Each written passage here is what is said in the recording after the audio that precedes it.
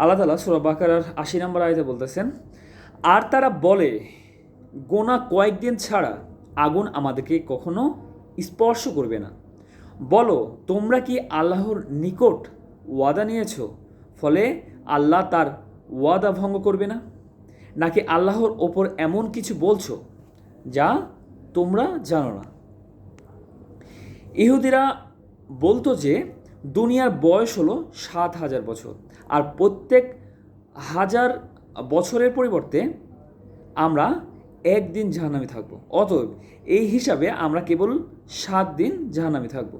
কেউ কেউ বলতো আমরা কেবল ৪০ দিন বাছুরের পূজা করেছি, অতএব এই ৪০ দিন জাহান্নামে থাকবো। মহান আল্লাহ বলেন, তোমরা কি আল্লাহর কাছ থেকে কোনো অঙ্গীকার পেয়েছো? এটাও অস্বীকৃতি সুযোগ জিজ্ঞাসা, অর্থাৎ এরা ভুল বলছে।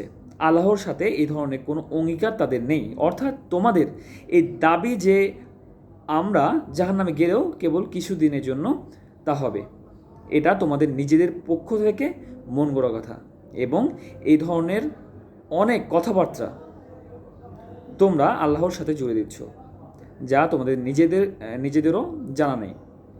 এরপর মহান আল্লাহ তার সেই মূলনীতির কথা উল্লেখ করেছেন, যার ভিত্তিতে কিয়ামতের দিন তিনি ভালো ও মন্দদেরকে তাদের ভালো